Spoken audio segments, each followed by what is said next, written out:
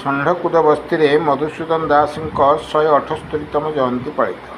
ପାରାଦୀପ ଷଣ୍ଢକୁଦ ବସ୍ତିରେ ଥିବା ଶିବ ମନ୍ଦିର ପ୍ରାଙ୍ଗଣରେ ସୁଧାଂଶୁ ଶେଖର ବାଇ ଜଣେ ସମାଜସେବୀ ଭାବେ ପରିଚିତ ଏବଂ ବିଜୁ ଜନତା ଦଳର ଆଗଧାଡ଼ିର କର୍ମୀ ମଧ୍ୟ। ସେ ମଧୁସୂଦନ ଦାସଙ୍କୁ ଅତିମାତ୍ରାରେ ଭଲ ପାଉଥିବା ଏବଂ ମଧୁସୂଦନ ଦାସଙ୍କ କାର୍ଯ୍ୟକଳାପରେ ଅନୁପ୍ରାଣିତ ହୋଇ ମଧୁସୂଦନ ଦାସଙ୍କ 178ତମ ଜୟନ୍ତୀ ପାଳନ କରିଥିବା ଦେଖିବାକୁ ମିଳିଛି।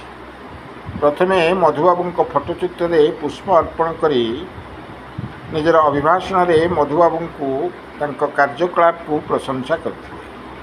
ପାରାଦୀପରୁ ପୁରୁଷୋତ୍ତମ ଶତପଥୀଙ୍କ ରିପୋର୍ଟ, କ୍ରାନ୍ତିଧାରା ନ୍ୟୁଜ୍। ମୋ ନା ସୁଧାଂଶୁ ଶେଖର ବାଇ, ସୋସିଆଲ ୱାର୍କର୍ସ ମାନେ ଷଣ୍ଢକୁଦ। ଆଜି କଣ ହେଇଥିଲା? ଆଜି ହଉଛି ଆମର 178ତମ ଜନ୍ମ ଜୟନ୍ତୀ ମଧୁସୂଦନ ଦାସଙ୍କର। ସେ ଓଡ଼ିଶାର ଯେହେତୁ ଗୌରବ ଫେରି ଆଣିଥିଲେ 1936 ମସିହାରେ ଓଡ଼ିଶାକୁ ସ୍ୱତନ୍ତ୍ର ରାଜ୍ୟ ଭାବେ ଗଠନ କରିଥିଲେ। ସେ ତାଙ୍କ ଉଦ୍ୟମରେ ହେଇଥିଲା। ସେ ଆମମାନଙ୍କର ଯାଉ କିଛି କରିଛନ୍ତି, ଆମେ ଆଜି ସ୍ୱତନ୍ତ୍ର ଭାବରେ ନିଜର ମାନେ ମତ ସାବ୍ୟସ୍ତ କରିପାରୁଛୁ।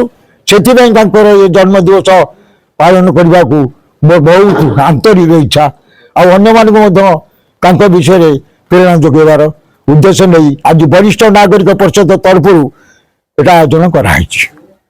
ঠিক আছে, ওকে।